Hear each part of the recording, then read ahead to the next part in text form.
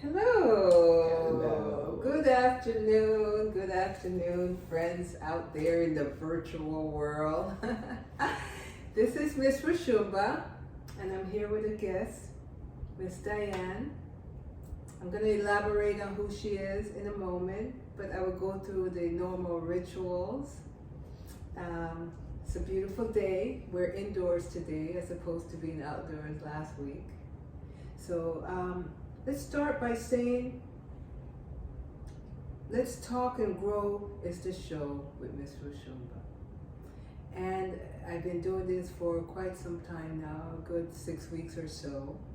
So the ritual is, if you like what you see, if it's benefit to you, then thumbs up, subscribe, and share with a friend. Okay, now I'm not going to go too much deeper into that right now because I must always first give honor to the higher power, our Creator, the one that sustains us and the one that provides to us as a whole. So I give honor and respect to Thee as I move forward. Secondly, I must say that I am doing this show in respect for an ancestor that's no longer with us. He was a gentleman I met briefly in 2011 and I knew him till 2013. It is in his honor that I continue to do things in a poetic manner by sharing his poem in the beginning and my poem at the end. You know, because of the strife of our people, it's important for us to all do a part, take a part of the puzzle to help each other. So with that, I want to show you Mr. Early Laverne, who is an ancestor, as I said. His story is very riveting, and I hope to one day share it because it's I don't think any of us get through this world without basically having a story to tell. So, you can see the star of the story sitting there looking very beautiful. And I know you want to know about her, but you gotta wait. So I'm gonna put Mr. Early's picture right next to the board. A Rainbow of Poems was his book that I helped him, or I did for him when I first met him. I helped him to publish. And so you can't find it anywhere because it was virtual. So everything came to a stop.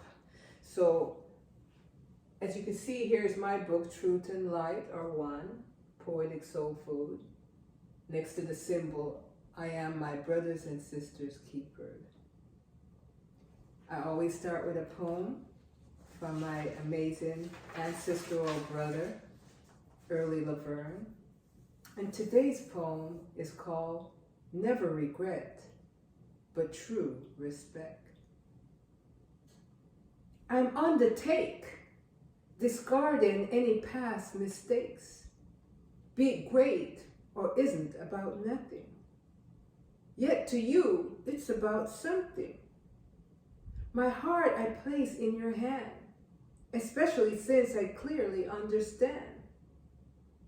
We war against each other for selfish reasons. Are we not blessed for all 4 seasons? Misunderstanding causes us to hurt. Many of our sisters and brothers are under the dirt. Each one of us are heart's treasures because our godly abilities hold no measures. Why disown what is yours? We're true rulers of earth, any ocean or shore. There is something meaningfully missing from our lives. It's past time to rid ourselves of misery and strife. Regret is the shallowly past of something cold and dim.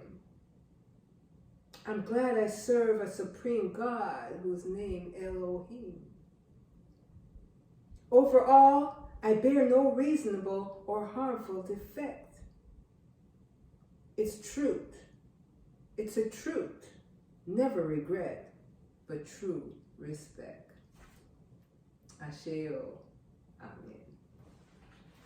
So, Mr. Early, what he spoke about was timeless and applicable to just about every one of our lives at some degree at some time. So I thank his spirit and his energy for always allowing me to be courageous and do uncomfortable things, because I'm not Oprah. But I am me, Ms Roshumba, and I'm going to get started with getting to know my guest for today. And her name is Miss Diane Mallette. Yes. Greetings and welcome. You look absolutely beautiful, Queen. Thank you. Thank you. You know, absolutely beautiful. And you see, the Black woman is a woman that has a lot to say. But who often puts a mic in front of her mouth and say, we want to hear your story? That's a rarity. But if it wasn't for us, I would say the generations wouldn't be multiplying and we wouldn't even be here today. Because oftentimes we find ourselves with no protection at all. But the Almighty. So today I get to hear your story, my sister. And first of all, being an elder queen, I'm going to just salute you. Thank you. Salute you. Because it's a journey to even get to be elder. Yes. Yes. It's a journey. And oftentimes we don't get there. And especially lately, we see so many lose their lives in their youth. Leaving children behind. So I salute you with respect. So I have numerous questions that I've written, and so we'll just kind of talk it out. You know, you just share what you want to share. You don't have to go deep if you don't want to. But just having your mere presence here is a gift, and I thank you. So, Miss Diane, what part of the country are you and your family from? Louisiana. Louisiana. Yes. Okay. And you were born in Louisiana as well? In New Orleans. In New Orleans. Yes. Ah. So, you know, when someone says they're born in America, which I'm an immigrant, so I can't claim that, although I've lived here a very long time. I give honor because I study the history of African Americans. So when you say you are a born American, that has, you know, powerful repercussions. In a good way and a sad way. Exactly. Exactly. So you're a true American to every sense. You stake claim to this ground here that we live on. Yes. So tell me about your lineage. How far back can you trace your kinfolks? You know, is it your grandmother, great-grandmother, matriarch or patriarch? Great-grandmother. Your three greats? No, great. Okay. Great. So your mom's grandmother? No, my mom's great-grandmother. Whoa. Yeah. Wow. Yeah. Wow, that's very powerful. How about your father's side? We are a family of women. Okay. The men either died young or left the home. Yes. And see, that's what society really doesn't understand about when they see a Black woman. You know, it's not that we don't love our men and we don't want them there, but the pressure that was on them generationally either made them disappear from around us or die early. Part of that being disappear and die early, or just leave. You know, and so even though as we move from one generation to the next, we're often, you know, thinking that what does slavery have to do with anything? But that's the origin of our beginnings here in this country, and we get to see the effects of it. Yes, we were separated then. Togetherness was not encouraged. Exactly. You know, and we still live with that today. Exactly. So when you say you know your great-grandmother, did you meet her? Oh, yes. Oh, yes. Wow. Yeah, I used to visit with her Her chickens used to chase me. Oh my gosh. Is there something she said to you that is very memorable that made you just, because that's special gift. I don't remember anything that she said to me. Okay. But I remember she, like her chickens. Right. They all had names. She had, okay. And she used to let me play in her hair. Okay. You know, that's what I remember. Okay. Yeah. That's lovely, lovely. So she never spoke about her experience as a young girl, because obviously at that age she's a great grandmother. Well, I was a young girl at the time, so I don't remember. Okay, so that means it may be like your grandmother that was more the one that connected you to the past. No, her daughter. Yeah. My great grandmother. Okay, she's the one. Yeah. Okay. Now, my great was a slave. Oh, as a the child. one you met. Yeah, as a child, she was a slave. She was born into slavery. Into slavery. Yeah, she was born into slavery. Audience, did you hear that? She met her great grandmother that was born into slavery. She was a child into it. So when people say enslavement was something that we need to forget, it was something way back there, Miss Diane could say that she met her great grandmother, who was actually born into it. And she was brought to Louisiana from Virginia by her mistress who got married. And her husband moved to Louisiana, and the missus brought my great. And and I often wonder, after I got older, I wondered why she brought her. Was that to remind her of her home? Yeah, I often wonder, why did she bring her? Was it, she brought her because slavery was over and? Oh, no, she was still slavery hadn't ended yet, Okay. And when she came to Louisiana. So that's how your people ended up leaving West Virginia?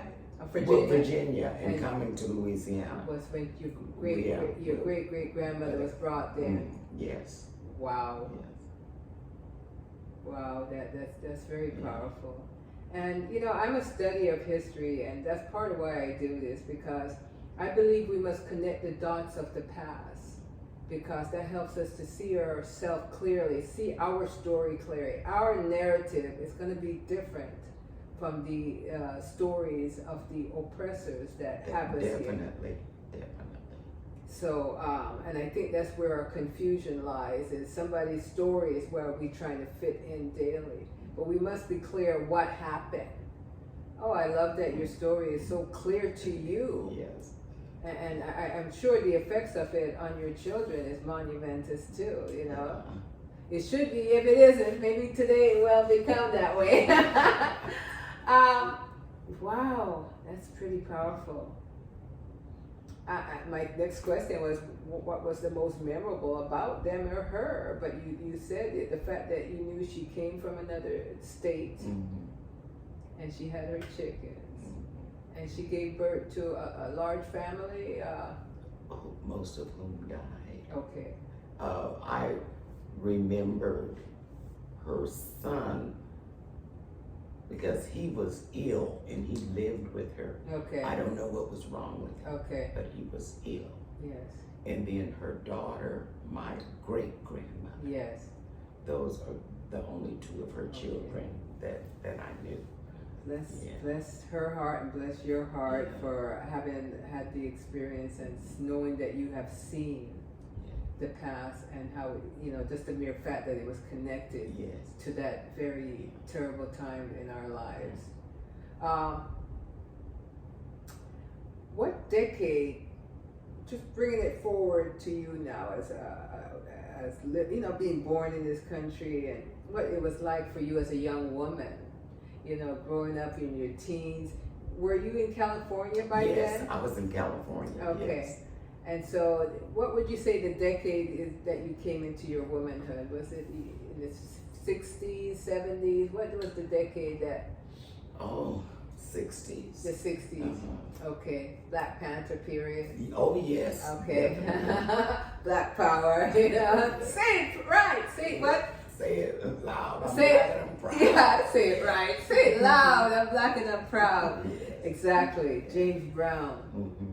So, what was your thoughts then, as a young woman coming into, you know, the civil rights was? Oh, I was very interested, and I had a basis because my mother moved her 3 daughters to California because she told me she did not want us to grow up in Louisiana.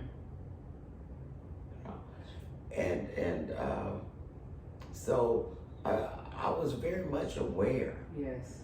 And I read a lot. Okay. And I was very interested in the Panthers. I didn't join because I was still trying to see what direction they were going Exactly. in. And then the oppression of the Panthers became so blatant. Yes. Yeah, and I had children, and I had to think about, you know, I could not get involved in something that was going to take me from my children. Exactly. You know? So you had to just kind of, you were a witness. Yes, I was a witness and a supporter. And a supporter. Yes. Yes. That's very powerful. And as a mother, you had to think about your children. Yes. You're correct. Yes. But they played a big part. Oh yes. Yeah, you know, they had free food programs. Wow. They were out in the community helping the young people. They focused on young people. Yeah, they helped young people. And to think that when you decide to do the right thing for your community, now you get a mark on your back, that, you know, and it's very sad. Yeah. But I think in our community, we must always remember them and what they stood for. What they stood for, yes. And it's kind of also very disheartening to see there was no other group that to come to say, you know, we're going to do what they did, we're going to continue, because that was huge. Yeah, and the Black Panthers came out here around that time too. Yes. And they grew to prominence after the Black Panthers. And I was interested in them.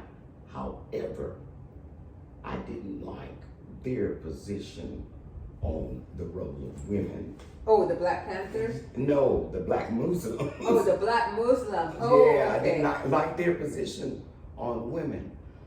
But to this day, my daughter has heard me say, we need the fruit of Islam. That was the security. Okay. When they went into a neighborhood. Yes. The drug dealers left. Okay. When they were in a neighborhood, stores didn't get robbed. So the Nation of Islam, Black Panthers, did they collaborate and work together?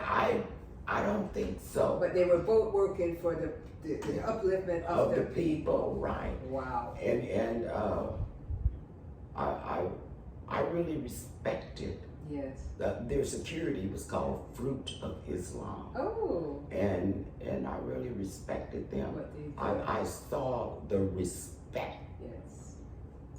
That you know the hoodlums gave them. Yes. You know, they would back away. That's correct. You know. Because there were men standing in their manhood, connecting themselves to who Islam is and who Allah is and who Africa is and who they really are. Yeah. So it's so clear when we really have a sense of self what we can do. Right.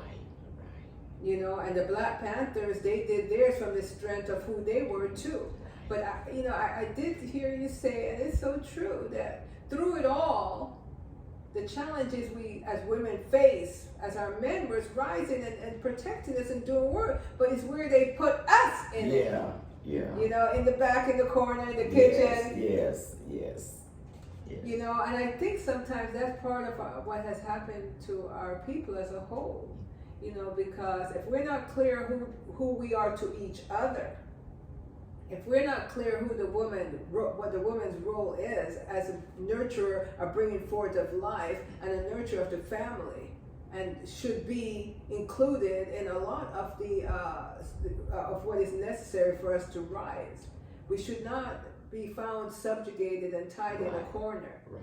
You know, it's interesting, the system in which we live in right now. It has us, before we could actually go and deal with our oppression outwardly in a macro sense, Yes. further outside of our home, we always have to deal with the issues that have been imposed on us through our lack of knowing who we really are and what our journey is and who we are to each other. Right.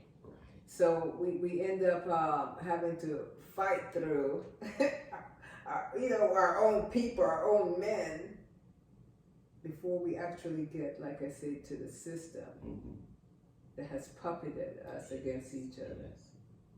And that's very dangerous. I don't take that lightly when I say that, audience. I don't take that lightly. And sometimes that is so weaponized in a way that, our men think we are against them. And we're not. And we're not. How can we be? I'm always have to remind, the men, hey, how can I be against you when I carried you 9 months in my womb? Right. How can I be against you when my father was a black man? How can I be against you when my brothers are black men? So we have to ask ourselves, where did that thought come from? Was it another weapon in the tool of those that had brought us here against our will, to use against us, to subjugate us, have us fighting each other in the room, in the house? Before we even get to out there and say, wait a minute, let's follow this and connect the dots, and where will it bring us? So, it sabotaged us in the 60s to a degree. Yes, it did. So anyway, as we talk, we're going to see, basically that's what we're doing. We're pulling out the secrets, the things that we won't talk about. The things that we must talk about, because I don't know about you, but as we age and get older, we see so many beautiful, powerful black women all alone. All alone. All alone. And and it's disheartening to me to see that a lot of our young women are saying, I've had enough, I'm going to choose partner outside of our race. Yes, we are seeing that. And I think, I don't know, some may say it's love, but is it really love? Yeah. Is it really love, or is it that loneliness, that yearning to be seen and to be... as a complete person. To be, yeah, exactly. Yes. But, I may get a little backlash for this, but I think we have to really look into ourselves, because we become a chameleon for anybody that wants someone, because we're so eager to please, because we've been so lonely for so long, carrying such a heavy weight from one generation to another. But that's why I'm again going to salute you, Miss Diane, for your beauty, for your resilience, for your strength, and to be here to tell me your story, which is very powerful. And what did the American dream mean to you? Did you, what did it mean to you? My earliest dreams were to get an education to help my people.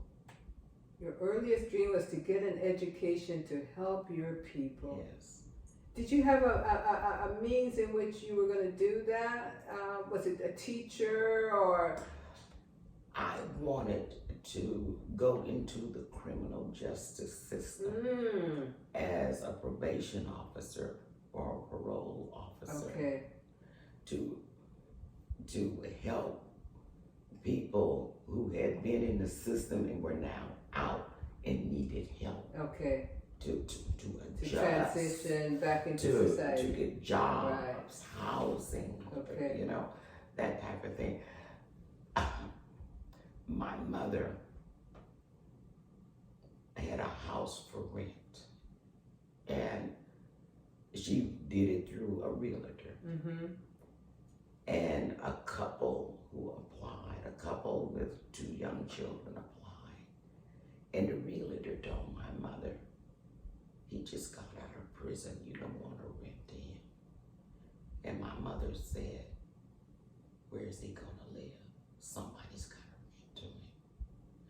That couple ended up buying the house. All they needed was a chance. All they needed was a chance. So what I'm always reminded of is the obstacles that always pop up generationally to push us back and put us in our so-called subjugated place. Yes. So the American dream was to own home. Yeah. And you know, the conversation that's being had right now, whispered, is reparation for African American. Yeah. What's your thought on that, the reparation for African American? You know, I'm really confused about it. Because, yes, you got our labor free.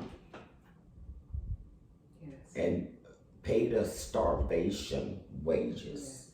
Just enough to keep us alive, to keep working. Yes. Okay. And then I think about the Native Americans. You took their whole country. Right. you know. Yeah. And so it's not just us. Yeah. Yeah. You know. You're correct. And but they, I heard a black man call a white woman, you European American. And I laughed. Wow. And you know, it was the first time I had heard the phrase. Yeah. And I said, he's right. Yeah. And that carried so much weight. Yes. A culture that had been, you know, brought here and imposed on the Native Americans, on the black people, you know. And it was, I said, I wonder if she understood what he was saying to her. What it meant. Yeah. Yeah. Well, today, they feel they're the ones that created the system we have. And in a sense they have, because, you know, the Native Americans were a country that, you know, understood the respect with the land. And you know, the creator. It was like, you know, harmony. Yeah, right. So, you don't own land. You don't own water. You can never. You know.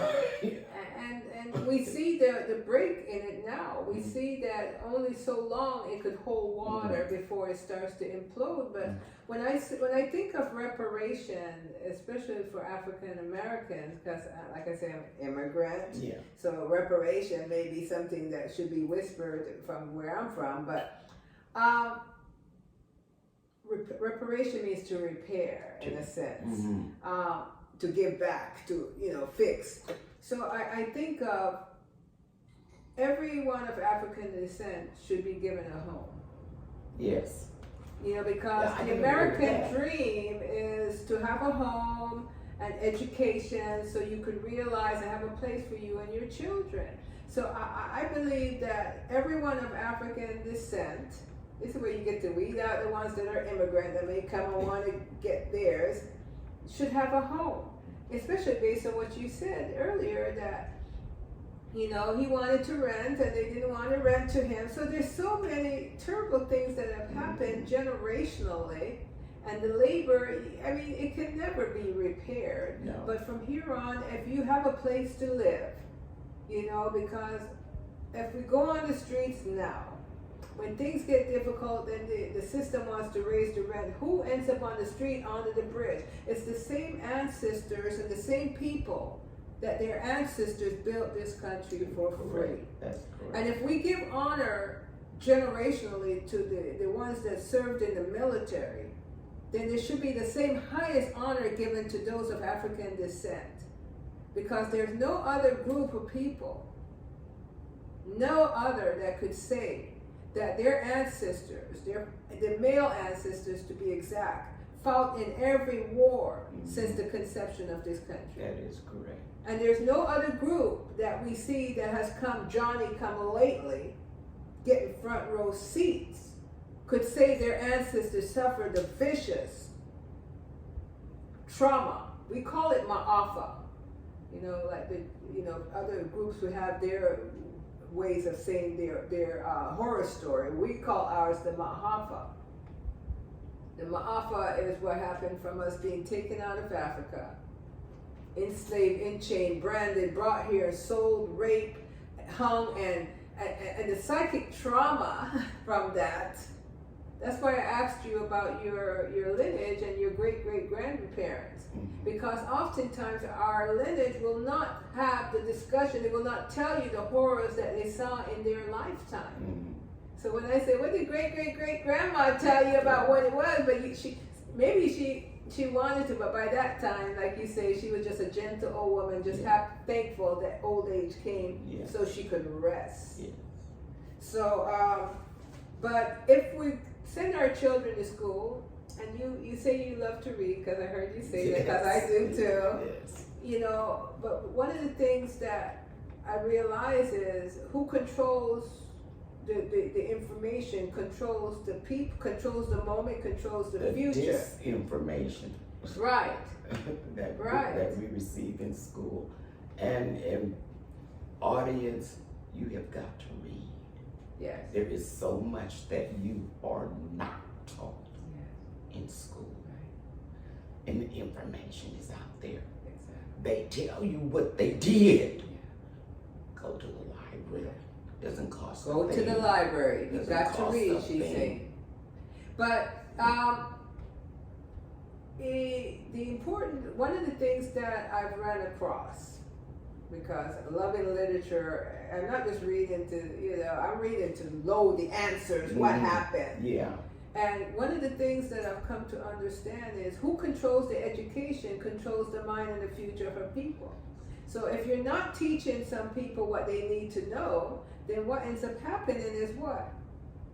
Oftentimes they can't read. They can't see the value in books. Yes. And when you can't see the value in books, then you become a puppet for someone to move here and there. Yes. And so that's where it implodes on us. So we have to be strong, courageous enough, because I heard you say, I wanted to do something to help my people.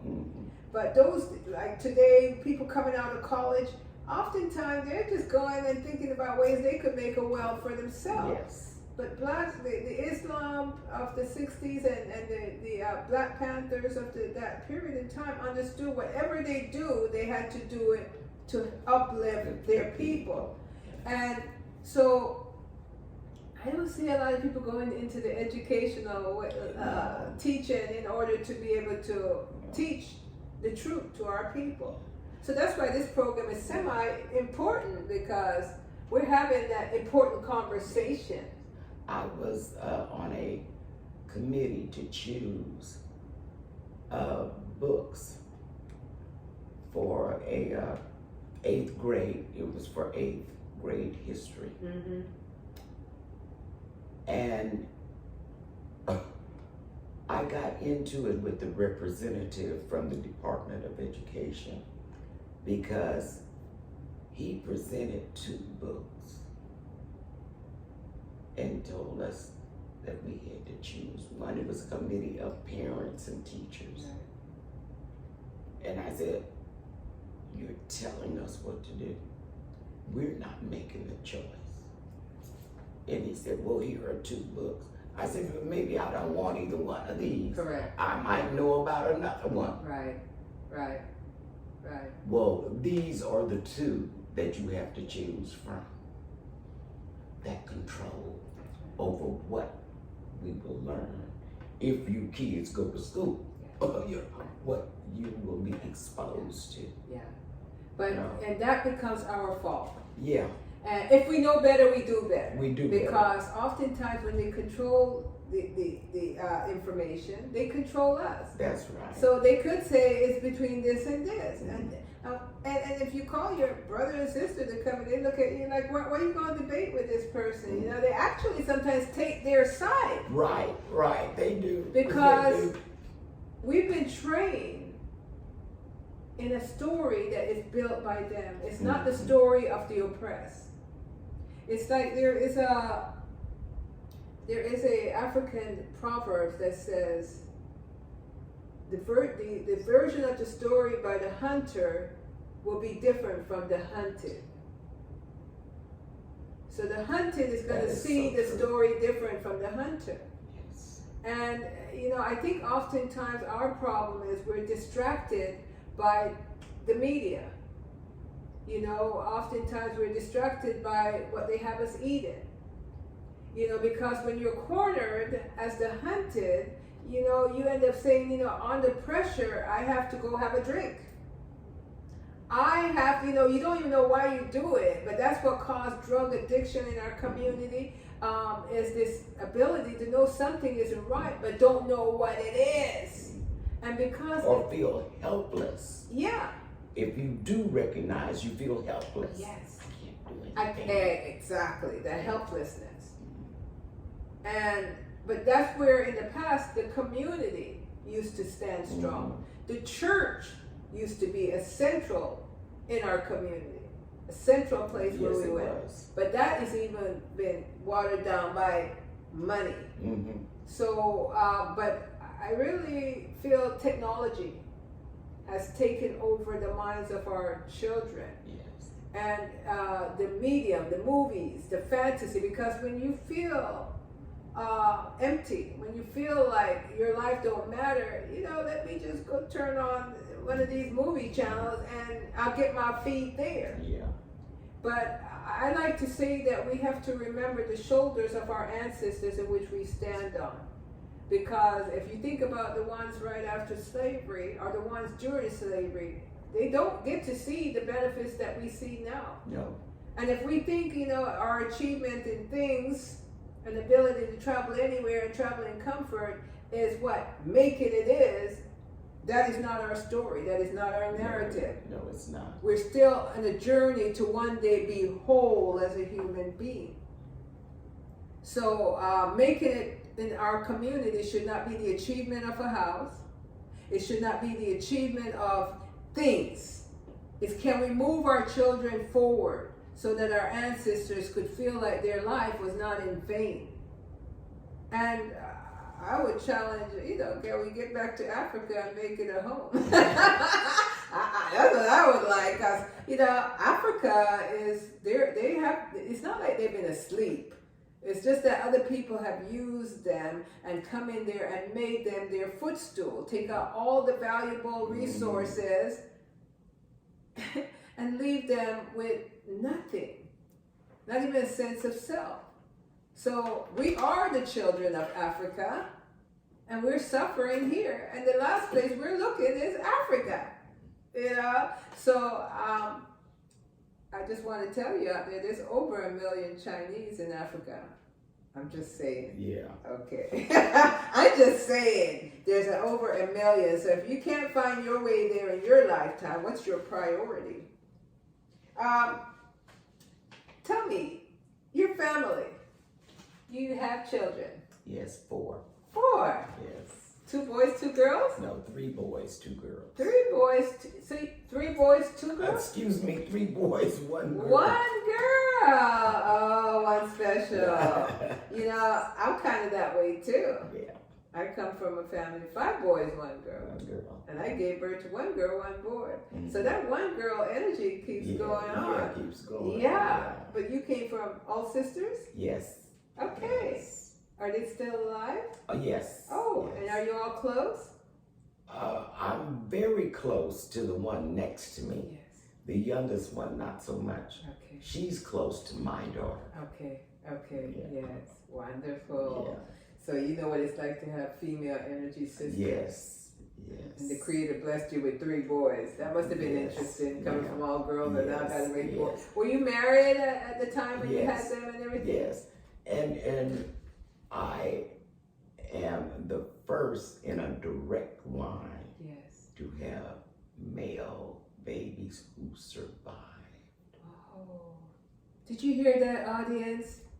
She is the first in a direct line to have male children Who survived.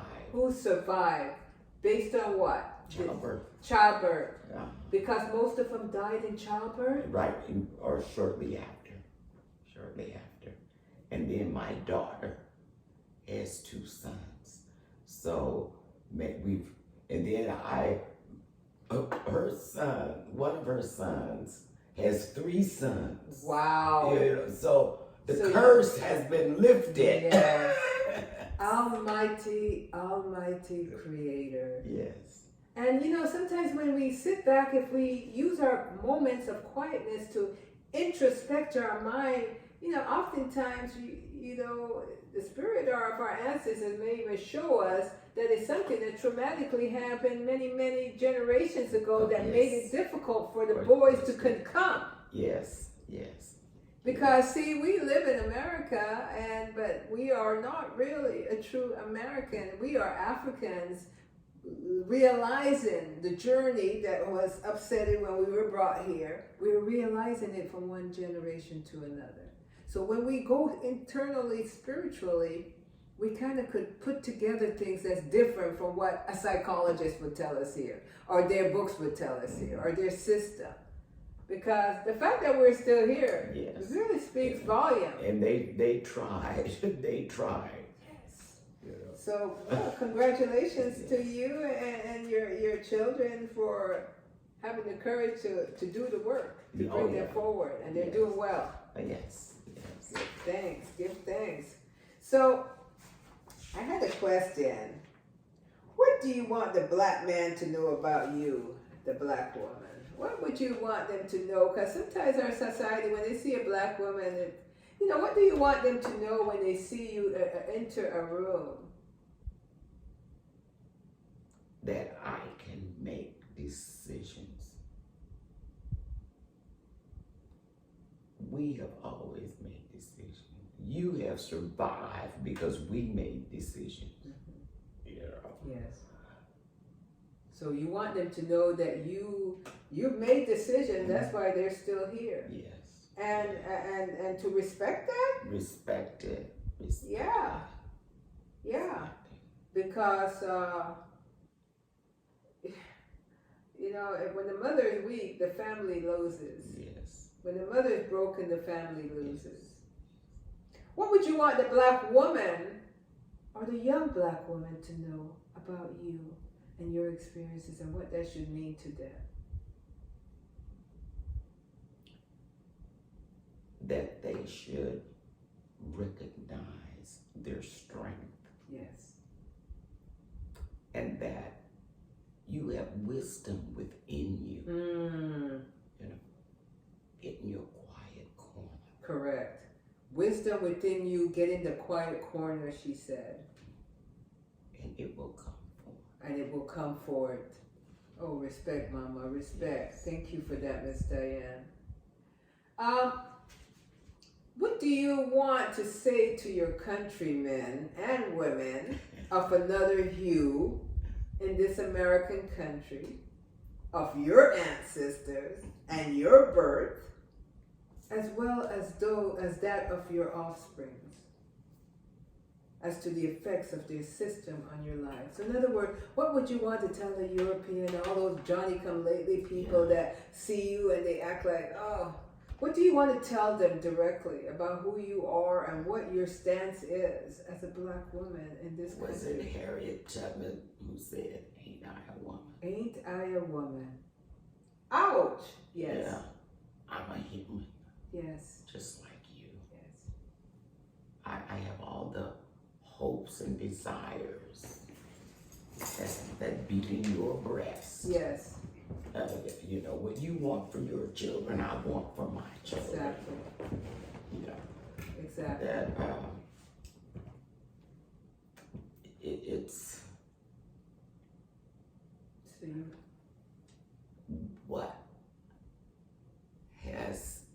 what's keeping us separated. I'm talking to women. Mm-hmm. What's keeping us separated, my sister of another hue,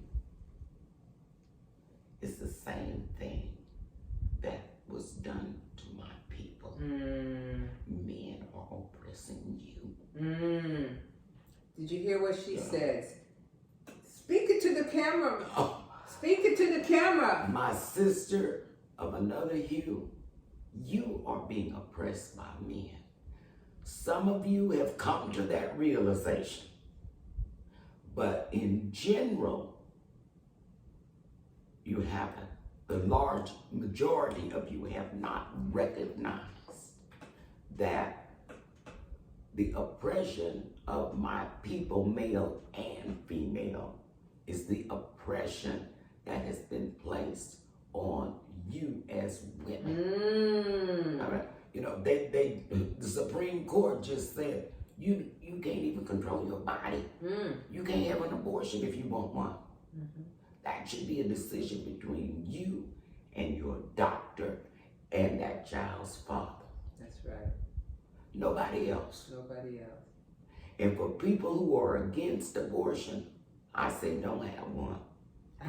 You don't have any right to tell me not to have one. You against it, don't have one. That's right. Yeah. That's right. That's right. So we have a patriarchal system. Yes, we do. Yes, a patriarchal system that does not understand the body, the human that the woman is. Yes. That they came out of. Right. You know, they just dropped out the sky or something. Yeah. And if we understood ourselves in the ways that we needed to, then, you know, we recently had where we had no baby formula to feed baby. Right. We forgot what these were made for. Your first bottles. Your first bottle.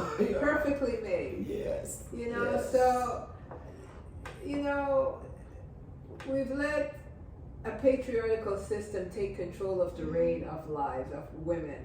Because even the women of the system that we are in, you know, they too have been put in a position that they too should ask the question, aren't I a woman? Yes.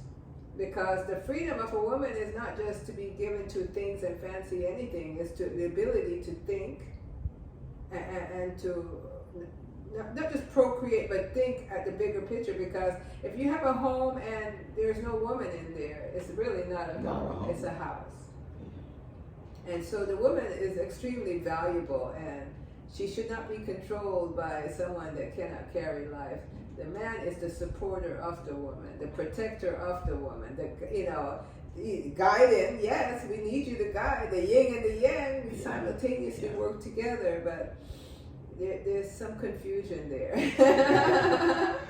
So, what do you see futuristically for the people of African American descent in this country?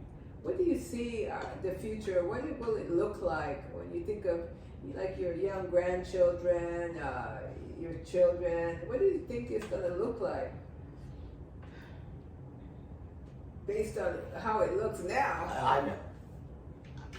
I keep hoping, waiting for leaders to come forward. Here she's waiting and hoping for leaders to come forward. Yes, so, you know,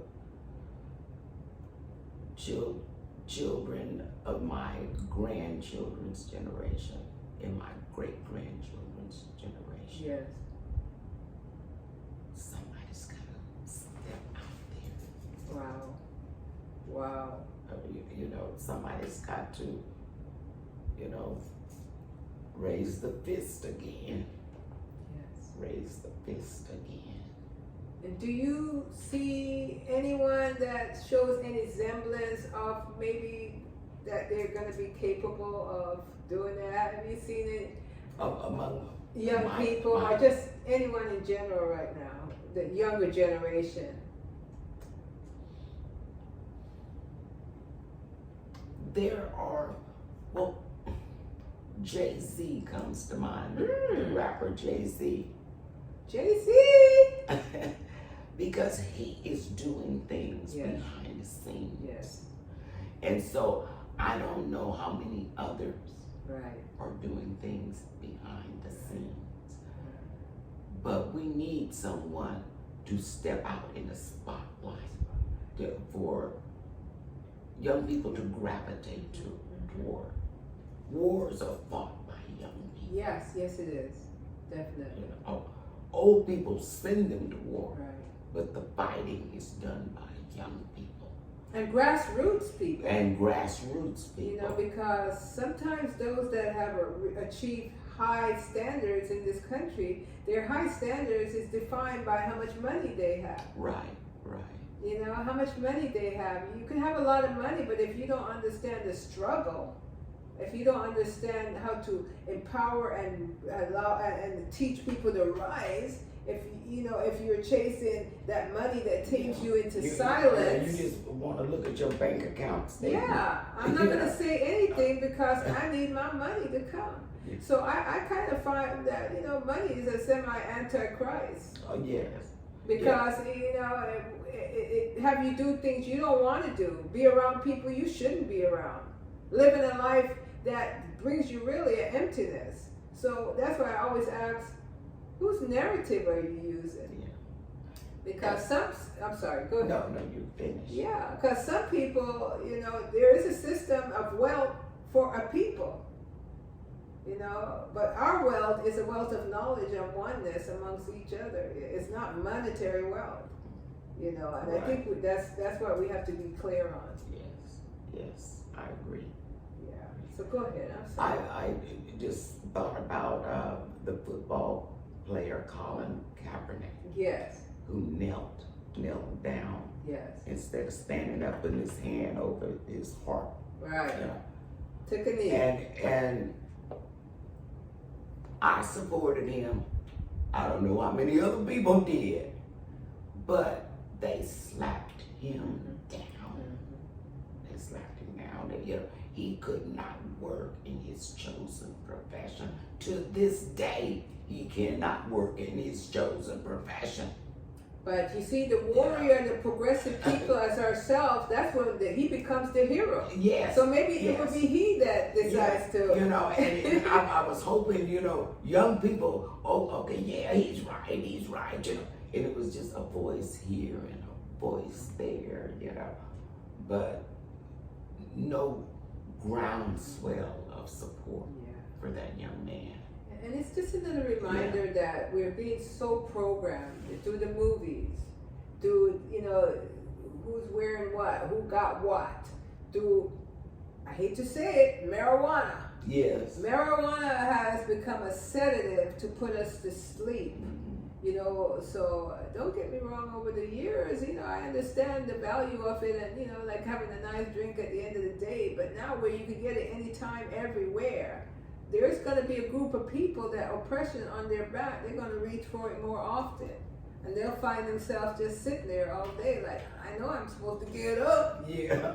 You know, but they got that, they got their technology and they know who those folks are. Oh, yes. Because if you don't act, somebody's going to act on your behalf. You see, so I think that's another opportunity to sabotage the children, the future. And something else. They pray or try to trick you into you're American when they want you to be American, you know, like patriotism. I haven't said the Pledge of Allegiance since I was in 2nd grade, and that was many decades ago. Because you understood early on what that meant. They weren't talking about me, and that's what the little boy that sat next to me told the teacher I wasn't saying that, and she asked me why, and I said they're not talking about me. I was in 2nd grade. Wow. When they played I'm at someplace where they're playing that song. The Star Spangled Banner. I don't stand up. Everybody all around me standing up, not me. Because it's in your genetic roots. Yeah, it's in your roots that you know that their narrative is not your story. Right. You know, and I'm so glad that you were basically clear on that. It seemed like all your life. Yeah, from a very young age. And I give credit to my mother. Yes. You know, before we started the interview, I told you my mother told my 2 sisters and me that we were beautiful African princesses. Can you hear that? That is what I was told from very young childhood. So this light skin, dark skin thing did not play. She did not play that game at all. Not at all. Not at all. And that's very powerful because Yeah. you know that we have to not only deal with a system that really has defined who we are, but then we create our own subjugation within our own, from light to dark. Right. Huh? You know, who's lighter, who got the best hair. You know, and with girls, I don't know about with boys, but I can remember in junior high school, girls would get angry with each other, and one would call the other a black so-and-so. And I said, well, you black. You're black too. You know, but yeah. nobody had told him that. I guess, like, well, you're not white.